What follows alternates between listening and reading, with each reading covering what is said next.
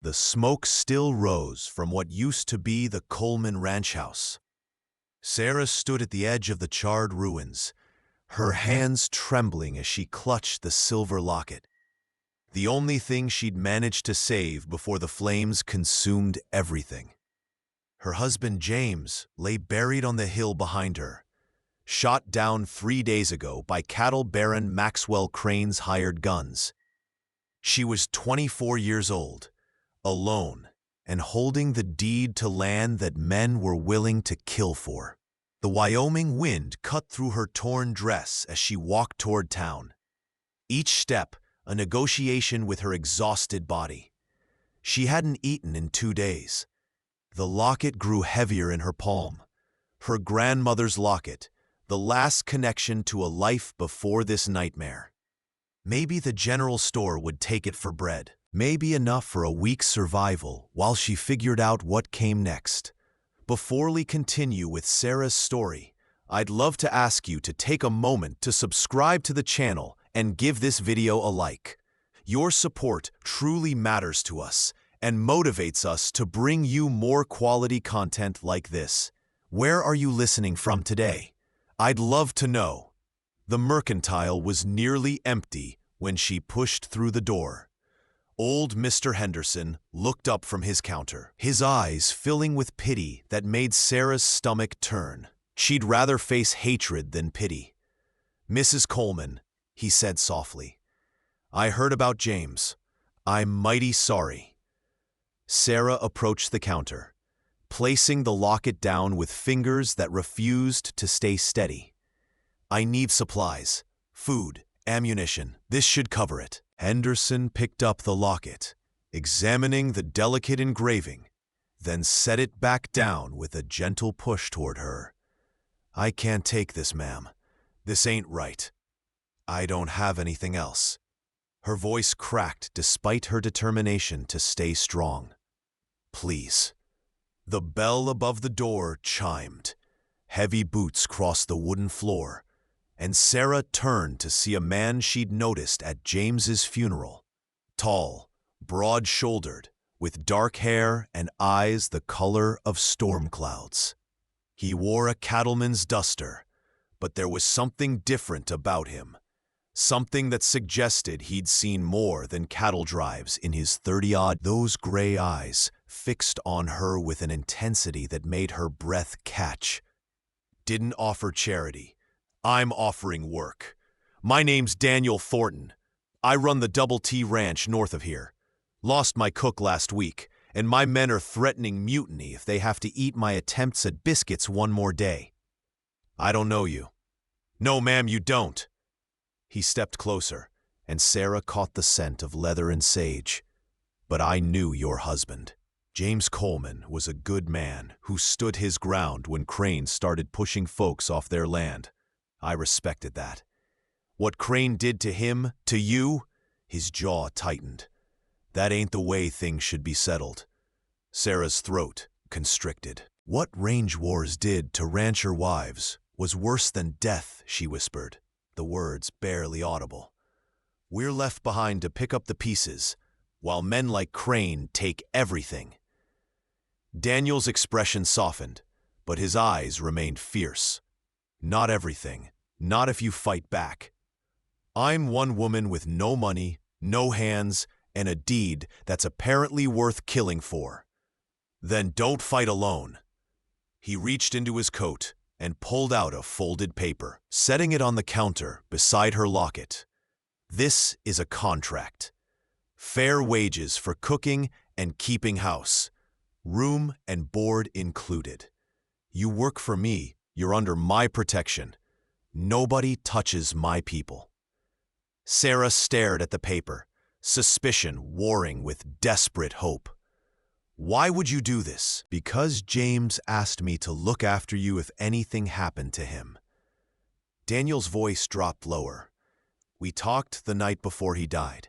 He knew Crane wouldn't stop. Made me promise." Tears burned behind Sarah's eyes, but she refused to let them fall. She picked up the locket, closed her fingers around it. "I can cook, I can clean, I can shoot too if it comes to that. I'm counting on all three. Daniel turned to Henderson. Give Mrs. Coleman whatever she needs. I'll settle up at month's end.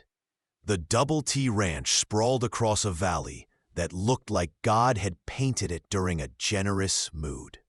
Sarah sat beside Daniel in his wagon, watching the landscape transform from dusty plains to rolling grassland dotted with cattle.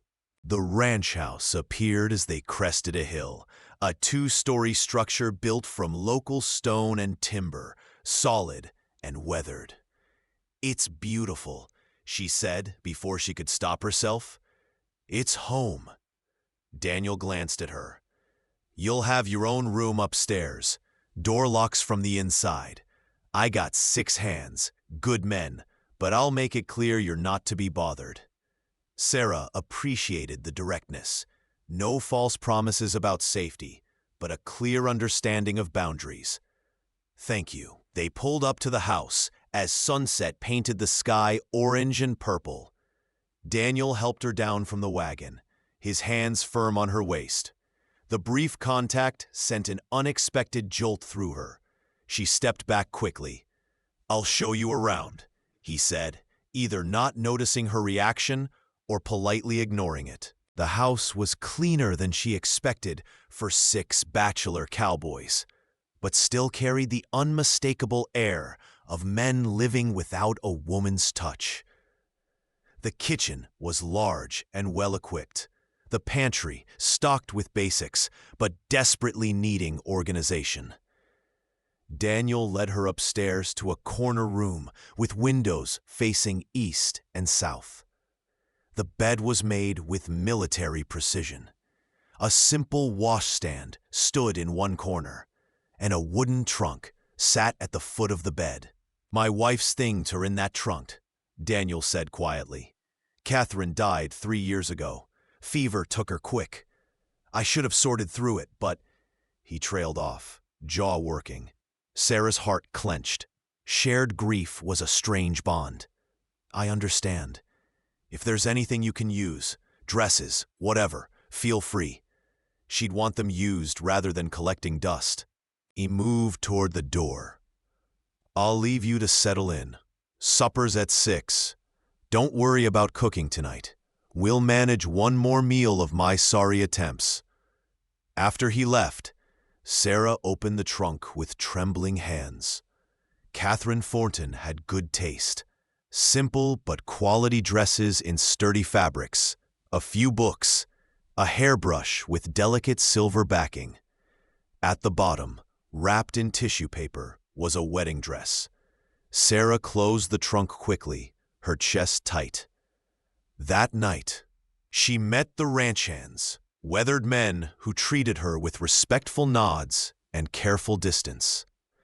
They ate Daniel's burnt stew without complaint, their eyes lighting up when she promised biscuits and real gravy for breakfast. Sarah woke before dawn, habit from years of ranch life pulling her from sleep despite exhaustion.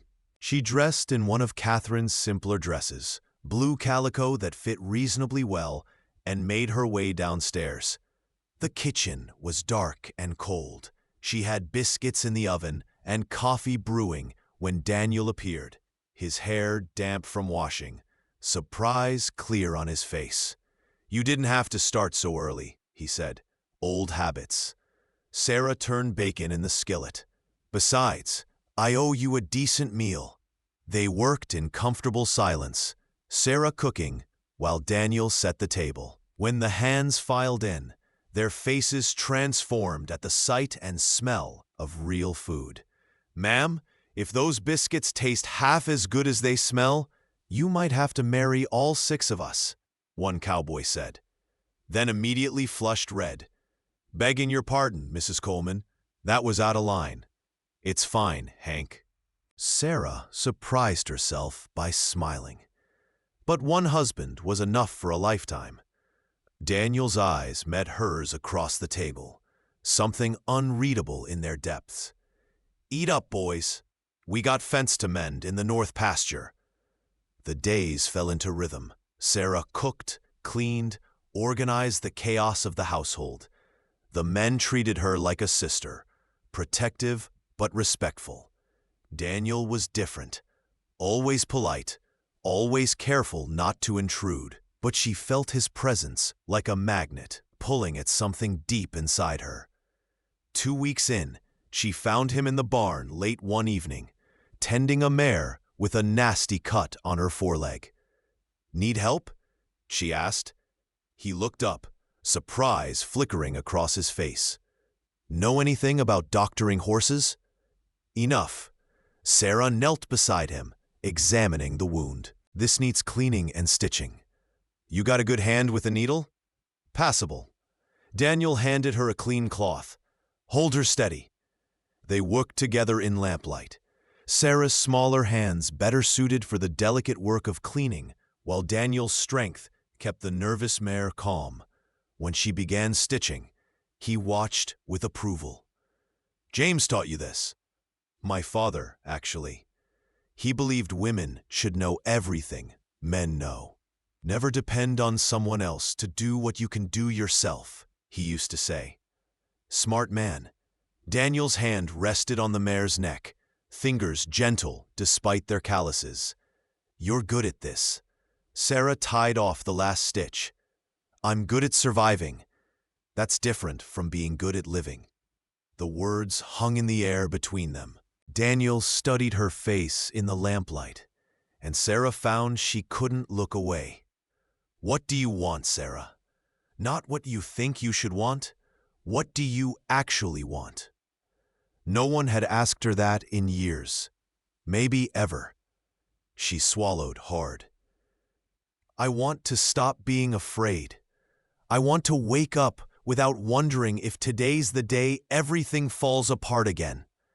I want—" She stopped, the truth too raw to speak. "What?" His voice was impossibly gentle. "I want to matter to someone beyond what I can provide. I want to be seen as a person, not property or a burden or a problem to solve." Daniel reached out slowly, giving her time to pull away. His fingers touched her chin, tilting her face up. "You're not property. You're a person. A strong, capable person who survived things that would break most folks." Sarah's breath caught. His thumb brushed her cheek, and she realized she was crying. "I see you, Sarah Coleman," he whispered, "and what I see is a woman worth saving. Not from danger, you can handle that yourself, but from thinking she's alone." Before she could respond, the barn door burst open. Hank stood there, breathing hard. "Boss, we got trouble. Crane's men are cutting fence on the eastern boundary. Pete spotted at least 8 riders." Daniel's expression hardened instantly. He stood, already moving toward the tack room. "Wake the others. Full arms." Sarah followed him. "I'm coming." "The hell you are. That's my land they're after. James's land. I won't hide while others fight my battle." Daniel turned, frustration and fear warring on his face. "You know how to shoot?" "I told you I could if it came to that." He studied her for a long moment, then nodded sharply. "Stay close to me. You don't take chances. Understood?" "Understood." The eastern boundary was chaos when they arrived. Crane's men had cut nearly a quarter-mile of fence, driving Double T cattle through the gaps. Moonlight gleamed off drawn weapons. Maxwell Crane himself sat his horse like a king surveying conquered territory. He was a thick-bodied man with cruel eyes and a smile that made Sarah's skin crawl. "Thornton," he called out, "heard you hired Coleman's widow. Wondered when you'd show up." Daniel rode forward, Sarah beside him despite his obvious reluctance. "This is my land, Crane. Turn around." "Well, that's where you're wrong." Crane's smile widened. "That strip there? According to the territorial survey from '72, it's actually part of the old Henderson Grant, which I bought last month. so technically you're trespassing. That survey was proven fraudulent 10 years ago. Well, I got a judge in Cheyenne who says different. Crane's eyes slid to Sarah. Pretty thing you got there, Thornton. Coleman's leavings. Does she cook as good as she looks? Sarah felt Daniel tense beside her, rage radiating from him like heat. Before he could respond, she spoke up. Mr. Crane, you murdered my husband for land you have no legal claim to. You're a thief and a coward who hides behind hired guns. I'd call you out myself, but you're not worth the bullet. The silence that followed was absolute. Even Crane's men looked shocked. Crane's face turned purple. You got a mouth on you, widow. Maybe I should teach you some manners. Try it, Daniel said, his voice deadly calm. Give me a reason. Crane's hand moved toward his gun. Everything happened at once. Daniel drew with rattlesnake speed.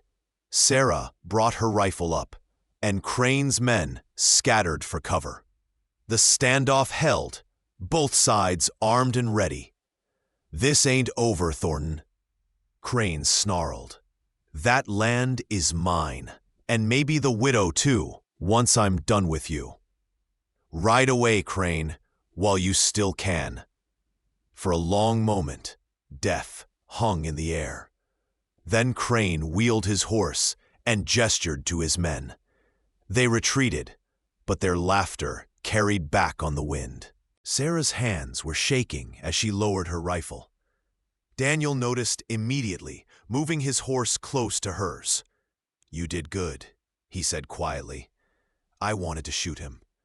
I know, so did I. He reached over, steadying her hands with his. But that would have made us like him. We're better than that. The ride back to the ranch was silent. Sarah felt the adrenaline draining away, leaving her hollow and cold. When they reached the barn, Daniel helped her down, his hands lingering on her waist. You shouldn't have come, he said, but there was no anger in it. I had to. This is my fight too. No. His hands moved to her shoulders. This is our fight. Together. You hear me? You're not alone in this. Sarah looked up at him, at the fierce protectiveness in his eyes, the gentle strength in his hands. Something shifted in her chest. A wall she built around her heart, developing its first crack. Together, she whispered.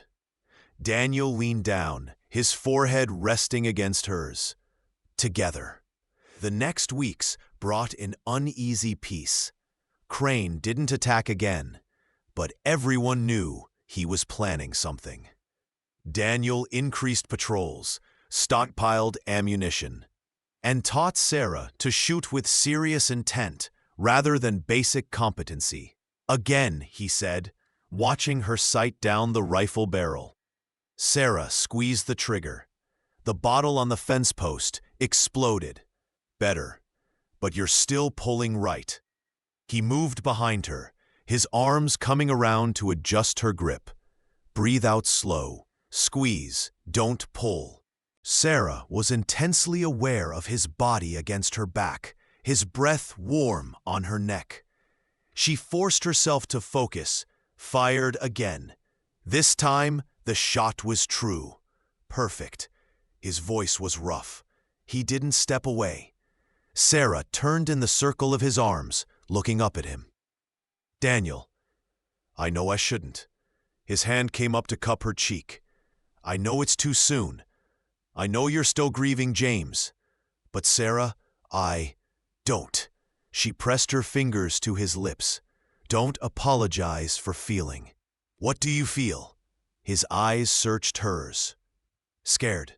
Confused. Like I'm betraying James by wanting... She stopped, heat flooding her cheeks. Wanting what? This. Sarah rose on her toes and kissed him. Daniel went rigid for half a heartbeat, then his arms wrapped around her, pulling her close.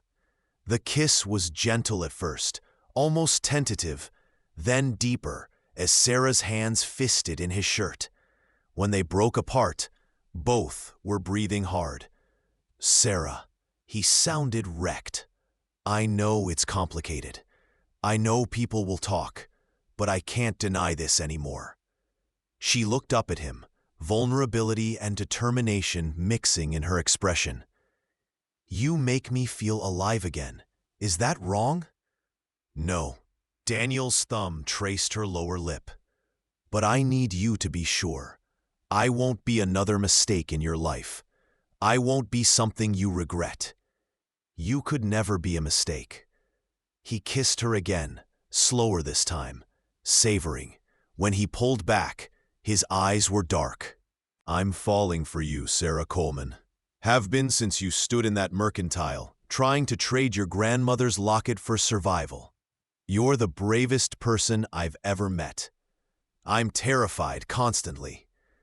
Being brave doesn't mean not being scared.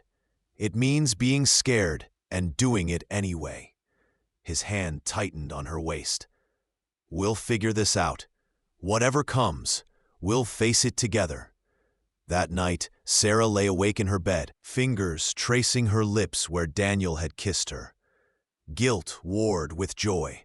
James had been her husband, but their marriage had been more companionship than passion. She'd cared for him, mourned him, but what she felt for Daniel was different, fiercer, deeper, almost frightening in its intensity. A sound from downstairs made her freeze. Not the normal settling of the house. Something else. She grabbed the pistol Daniel had given her and crept to the door. Voices in the kitchen. Male voices, rough and unfamiliar. Sarah's heart hammered as she moved down the hallway. Through the banister rails, she could see 3 men going through cabinets, clearly searching for something. Check upstairs, one said. Crane wants that deed, says the widow's got it somewhere. Sarah's blood turned to ice. She'd hidden James's land deed under a loose floorboard in her room. If they found it. A hand clamped over her mouth. She started to fight, but Daniel's voice whispered in her ear, It's me. Don't scream. He must have come in through his bedroom window when he heard the intruders. His arm was tight around her waist, pulling her back toward his room. My room, she breathed. The deed. Daniel's jaw clenched. He handed her his rifle. When I move, you cover the stairs. Anyone comes up, you shoot. Don't hesitate. What are you gonna do? What I should have done weeks ago. He moved before she could protest, vaulting the banister to land in the kitchen with a crash. Gunshots exploded. Sarah screamed, bringing the rifle up as 2 men rushed the stairs. She fired, missed, fired again. 1 man went down with a howl. More shots from the kitchen. Breaking glass. A body hitting the floor. Sarah kept the rifle trained on the stairs, her whole body shaking. Then silence. Sarah! Daniel's voice strained. Clear. She ran down the stairs to find 2 men unconscious on the kitchen floor. Another groaning with a bullet in his shoulder. Daniel leaned against the table, blood spreading across his left arm. Oh, God. Sarah rushed to him. How bad? Just grazed me. He tried to smile. You get one? Winged him. He ran. She was already tearing his shirt away from the wound. This needs cleaning. Sit down. Sarah, sit down. Her hands were steady now, purpose overriding fear. She cleaned the wound with whiskey, Daniel hissing through his teeth. This is going to need stitches. You keep having to patch me up. His good hand caught hers. Getting to be a habit. Don't joke. You could have been killed. Sarah's voice broke. Daniel, you can't. I can't lose someone else. His hand came up to her face. You won't. I'm too stubborn to die on you. She stitched him up with steady hands and a racing heart, aware of his eyes on her face the whole time. When she finished, He pulled her down onto his lap. "You saved my life tonight," he said. "That man would have put a bullet in my back if you hadn't fired. We saved each other." Sarah rested her forehead against his. "Together, remember?" "Together." He kissed her softly. "I love you, Sarah. I know it's fast, I know it's crazy, but I love you too." The words felt like freedom. "I love you, and it terrifies me, and I don't care." They held each other as the sky lightened toward dawn, two broken people finding wholeness in each other's arms. Maxwell Crane was arrested the next day when the wounded intruder talked to save his own neck. The territorial marshal took him to Cheyenne to stand trial for murder, theft, and attempted theft. The range war ended not with more bloodshed, but with the law finally doing its job. 2 months later, Sarah stood in the ranch house parlor, wearing Catherine's wedding dress. She'd altered it to fit, adding new lace at the sleeves. Daniel waited at the bottom of the stairs in his best suit, his eyes never leaving her face. "You're beautiful," he said. The ceremony was simple.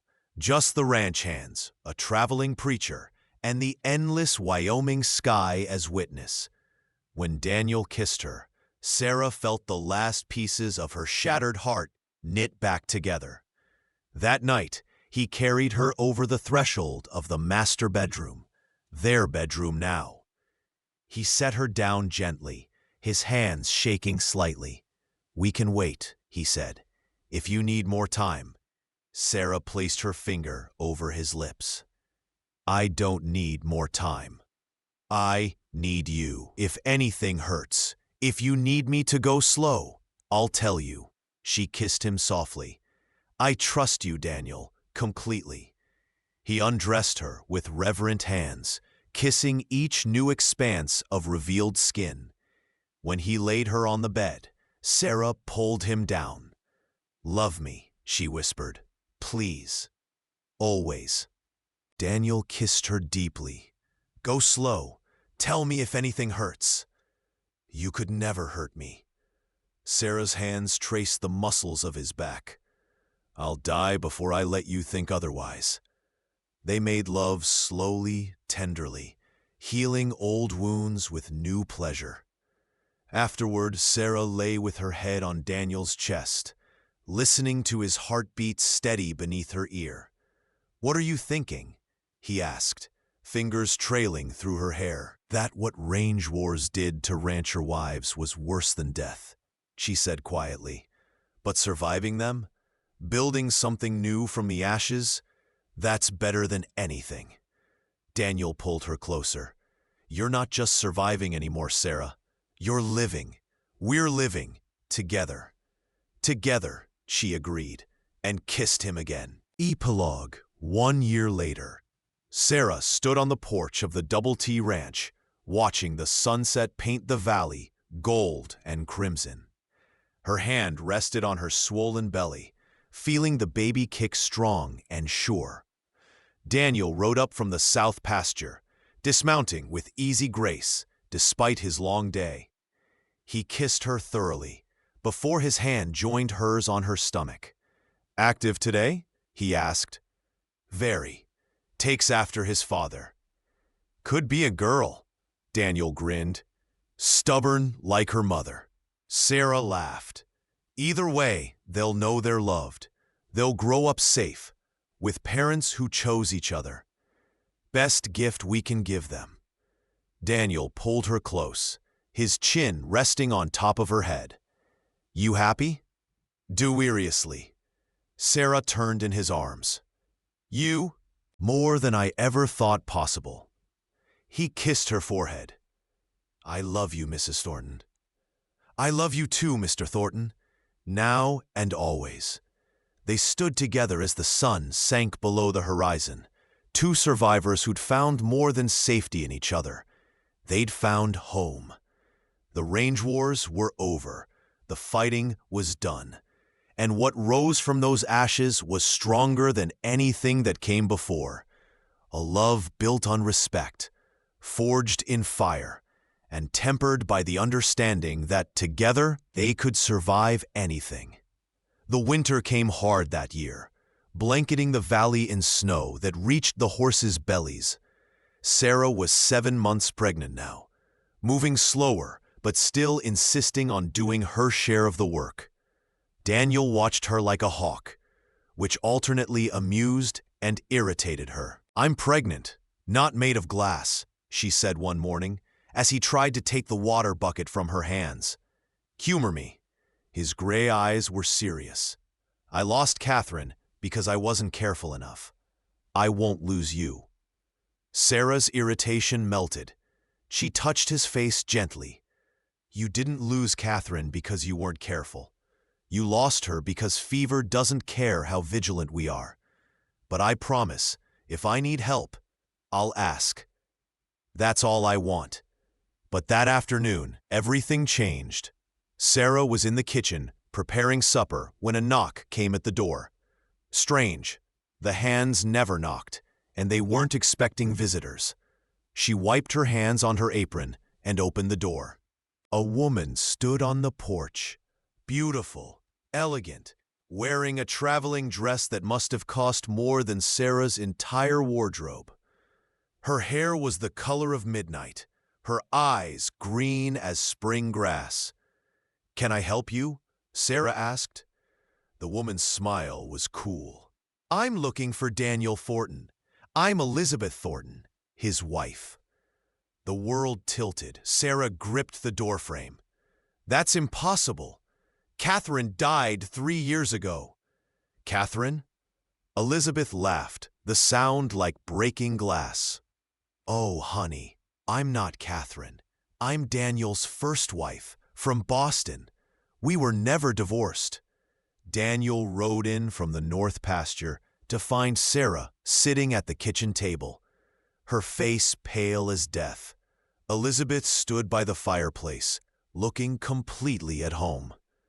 "Elizabeth." His voice was flat, all warmth drained from it. "What the hell are you doing here?" "Hello, darling." Elizabeth's smile was predatory. "Surprised to see me? You left 12 years ago, took everything worth selling and disappeared." Daniel's hands were fists at his sides. "I looked for you for 2 years to get a divorce. You were declared legally dead after 7. "Well, I'm very much alive." Elizabeth's eyes slid to Sarah. "And it seems you've been busy. Married again? Or is this just the hired help you've been warming your bed with?" Daniel moved between them instantly. "Watch your mouth." Sarah stood up, her hand protectively on her belly. Her voice was steady despite the tears threatening to fall. "Daniel, is this true? Were you married before Catherine?" "Yes." His voice was rough with pain. "We married when I was 22. She left 6 months later, cleaned out our accounts, and I never saw her again. I tried to find her for a legal divorce. When I couldn't, I had her declared dead after the legal waiting period. I married Catherine legally. I married you legally. Except you didn't." Elizabeth pulled papers from her bag. "I was never declared dead in Massachusetts, where we were married. Which means your marriage to Catherine was invalid. And your marriage to this pregnant little thing, also invalid." Sarah felt the room spin. She grabbed the table for support. "No. Oh yes." Elizabeth's smile widened. "Which makes that baby a bastard. And under Wyoming territorial law, Daniel's property is still half mine. I've come to collect." Daniel's voice was deadly quiet. "Get out of my house." "Your house? Darling, it's our house. Community property, remember?" Elizabeth settled into a chair like she owned it. "But I'm willing to negotiate. Give me $20,000, and I'll grant you a divorce. You can marry your little cook and make an honest woman of her." "I don't have that kind of money." "Then I guess we're still married." Elizabeth's eyes glittered with malice. How cozy. The three of us under one roof. Sarah couldn't breathe. The walls were closing in. Without a word, she walked out of the kitchen, up the stairs, and into her room. She could hear Daniel calling her name, but she couldn't stop. Couldn't face him. Couldn't face the truth. She wasn't his wife. She was his mistress. And her baby, their baby, was illegitimate. Sarah sank onto the bed, her hands on her belly. "I'm sorry," she whispered to the child growing inside her. "I'm so sorry." A soft knock at the door. "Sarah, please let me in." "Go away, Sarah. I said go away." Her voice broke. "You lied to me." The door opened anyway. Daniel stood there, his face ravaged. "I didn't lie. I did everything legally required. I thought she was dead, but she's not." Sarah couldn't look at him, which means we're not married, which means she couldn't finish. Daniel crossed the room, kneeling in front of her. "Listen to me. I don't care what the law says. You are my wife. This baby is my child. Nothing Elizabeth says or does changes that. Everything she says changes that." Sarah's tears finally fell. "Don't you understand?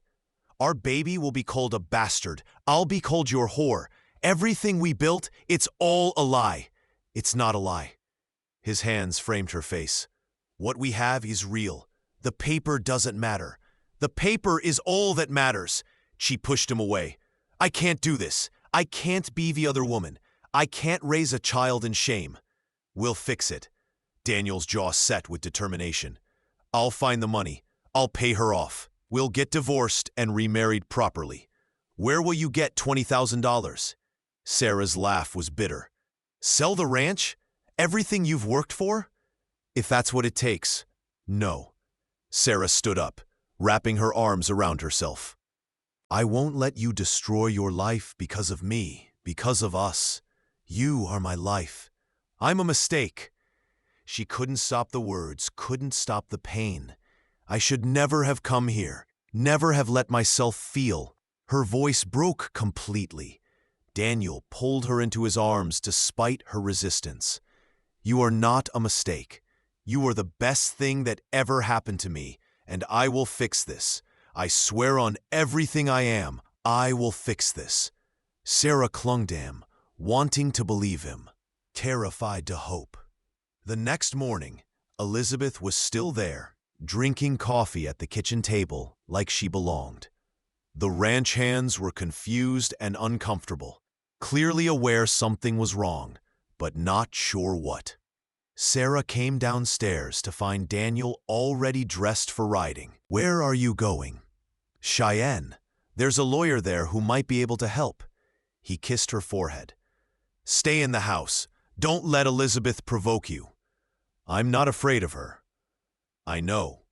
His hand rested briefly on her belly. "That's what worries me."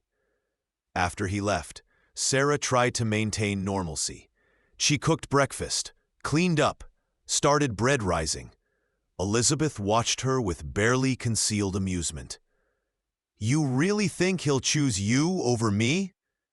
Elizabeth asked. Sarah didn't answer, focusing on kneading dough.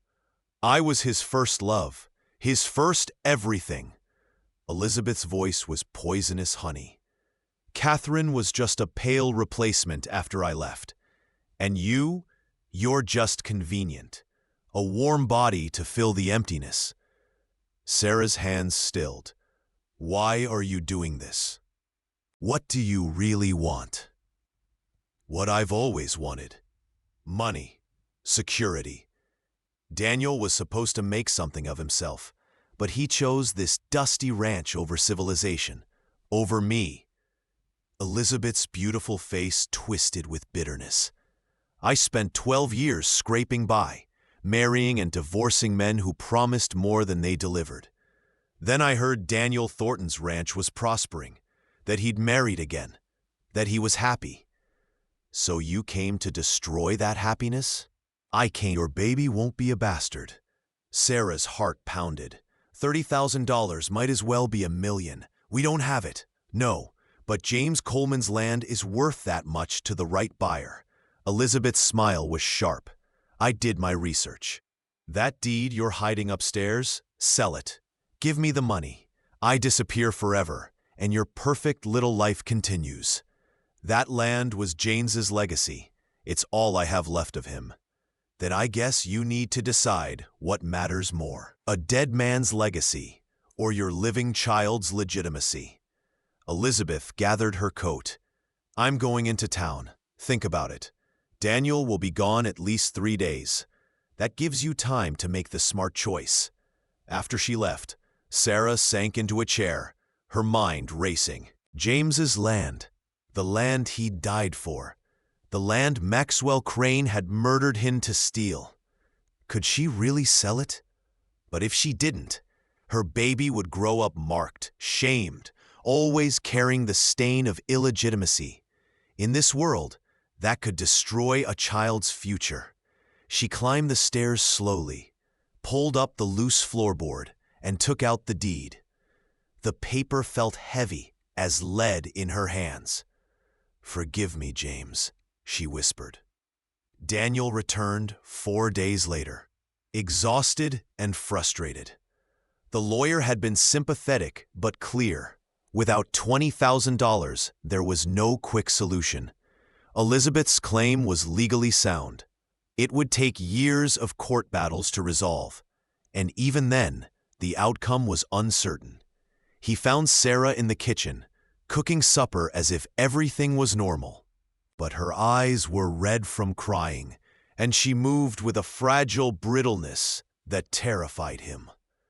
"Where's Elizabeth?" he asked. "Gone." Sarah's voice was flat. "She left 2 days ago." Hope flared in his chest. "Gone? Where?" "Back east. She got what she wanted." Daniel's hope curdled to dread. "What did you do?" Sarah finally looked at him, and the pain in her eyes nearly broke him. "I sold James's land. Got $30,000 for it. Gave it all to Elizabeth in exchange for legal documents, proving Catherine's marriage was legitimate, making ours legitimate too. She signed everything, had it notarized in town, and left on the afternoon stage. No." Daniel crossed the room in 2 strides. "Sarah, no, that land was yours. James died for that land, then, and our baby will live with legitimacy because of it." Her voice cracked. "Don't you understand? I couldn't let our child suffer because of adult mistakes. I couldn't." "You shouldn't have had to make that choice." Daniel pulled her into his arms. "Damn it, Sarah, I would have found another way." "There was no other way." She clung to him. "And I'd do it again. 1,000 times over, I'd do it again to protect our baby." Daniel held her while she finally let herself break down completely. Grief and relief mixing in her tears. He'd wanted to protect her from this, wanted to be the one to fix everything. But Sarah had made the impossible choice he couldn't make for her. "I'm sorry," he whispered into her hair. "I'm so sorry you had to do that." "Don't be sorry. Just promise me something. Anything. Promise me our baby will know James's name. Will know the sacrifice that was made." Sarah pulled back to look at him. "If it's a boy, I want his middle name to be James. If it's a girl, Jameson, so that legacy doesn't completely die. I promise." Daniel kissed her forehead, her cheeks, her lips. "And I promise you'll never have to choose between the past and the future again. We're building something here, something that honors where we came from while moving forward." That night, lying in bed with Daniel's hand resting on her belly, Sarah felt the baby kick strong and sure. She'd given up James's land, but she'd secured their child's future. It hurt, like losing James all over again. But she knew, somehow she knew, he would have understood. "You made the right choice," Daniel said quietly in the darkness. "I made the only choice I could live with." Sarah turned to face him. "I love you," And I love this baby. Everything else is just land, paper, things that can be lost. But this, us, that's worth fighting for. Worth sacrificing for, Daniel agreed. You're the strongest person I've ever known, Sarah Thornton, legally now, and in every way that matters. Sarah kissed him, pouring all her complicated emotions into it. Grief, love, hope, determination. When they made love that night, it felt like a reclaiming, a reaffirmation that what they had was real, legal, and unbreakable. Spring came to Wyoming, with a riot of wildflowers and new calves. Sarah was 9 months pregnant, huge and uncomfortable and radiant. Daniel barely left her side, terrified she'd go into labor when he was away from the house. "You're driving me crazy," she told him one morning. "Go check the herd. I'll be fine." "What if?" "Then Hank will ride to get you. I'm not having this baby in the next 2 hours." Sarah shooed him toward the door. "Go. Work. Remember what that is?" He kissed her thoroughly. "I remember. I also remember how fast things can change." But he went, and Sarah enjoyed 2 hours of peace. She was hanging laundry when the first pain hit, a sharp cramping that made her gasp. She waited, timing. 15 minutes later, another one. Oh no. Sarah looked at the half-hung laundry. "Not yet. I'm not ready." But the baby had other ideas. By the time she made it to the house, the contractions were 10 minutes apart. She found Hank in the barn. "Ride to the north pasture. Get Daniel. Tell him." Another contraction hit. "Tell him it's time." Hank's face went white. "Yes, ma'am. Should I get the doctor?" "Not enough time. Just Daniel." She made it upstairs to the bedroom before the contractions got too intense to walk. She'd helped birth enough calves and foals to know the basics, but actually doing it herself was different, terrifying. Daniel burst through the door 20 minutes later, out of breath and panicked. "Sarah." Perfect timing. She tried to smile. "I think this baby wants to meet you." For the next 3 hours, Daniel held her hand, wiped her forehead, and told her she was doing great, even as he quietly panicked. When the baby finally came, a squalling, red-faced boy with dark hair and strong lungs, both parents were crying. "He's perfect," Sarah whispered as Daniel placed their son in her arms. "He's absolutely perfect." "James," Daniel said softly. "Thomas James Thornton, if that's all right." Sarah looked up at him, tears streaming down her face. "It's perfect. Hello, Thomas James. Welcome to the world." The baby opened his eyes, gray like his father's, and seemed to look directly at his mother. Sarah felt her heart expand in ways she hadn't known possible. "He has your stubbornness already," Daniel said, touching his son's tiny fist.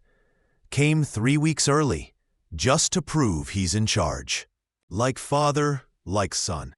Sarah was exhausted and elated, and more in love than she'd ever been. "Thank you." "For what?" "For this. For him. For not giving up on us even when everything seemed impossible." She caught his hand. "For loving me enough to let me make hard choices." Daniel kissed her forehead. "You saved this family, Sarah. You saved all of us." They sat together as the sun set, a new family in a land that had tested them both beyond measure. Outside, the ranch continued its eternal rhythms. Inside, 3 people who'd found each other through loss and pain and determination created something new. Hope. Thomas was 3 months old when the letter came. Sarah was nursing him on the porch, enjoying the late summer warmth when she saw Daniel riding in with Hank. Something about the way they moved set off warning bells. Daniel dismounted, his face grim. "Sarah, we need to talk."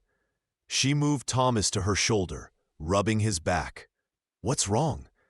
"Elizabeth is dead. Died in a train accident outside of Philadelphia." He handed her a letter. "This is from her lawyer. Apparently, she left a will."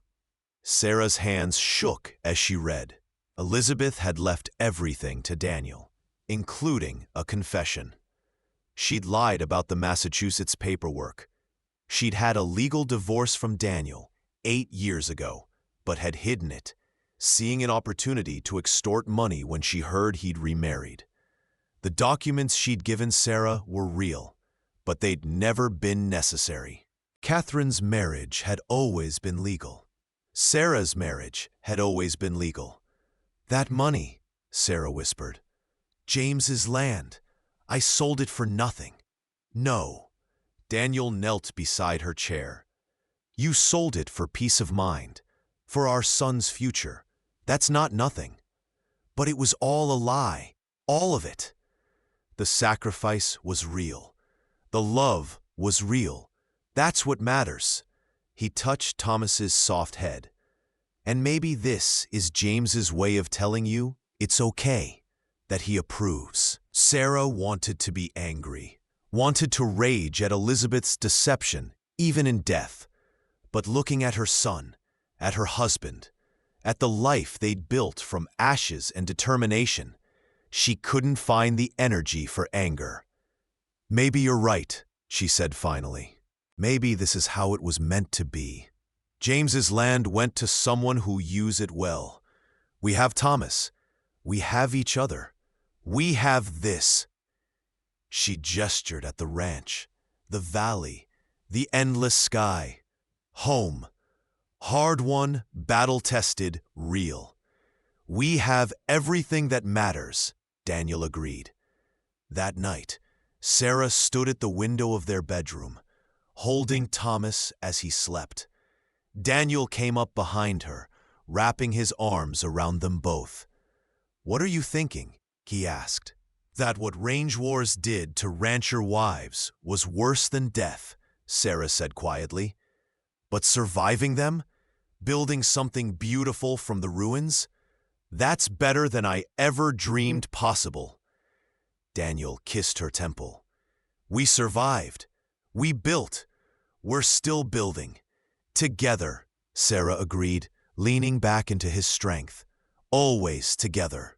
Outside, the Wyoming wind whispered through the valley, carrying away old sorrows and bringing promises of tomorrow. 3 people stood silhouetted against the window, a family forged in fire, tempered by love and unbreakable. The range wars were long over. The fighting was done. And what remained was stronger than anything that came before. A love that had been tested by every possible trial and emerged not just intact, but triumphant. Sarah looked at her sleeping son, at her husband's face reflected in the window glass, and smiled. This was worth every sacrifice, every tear, every moment of fear. This was home. Thank you so much for listening to this story. I'd love to know where you're enjoying this tale from. Are you listening at home, during your commute, or perhaps while working? Please subscribe to the From Wild West channel and share your thoughts in the comments below. What did you think of Sarah and Daniel's journey? Your feedback means the world to us.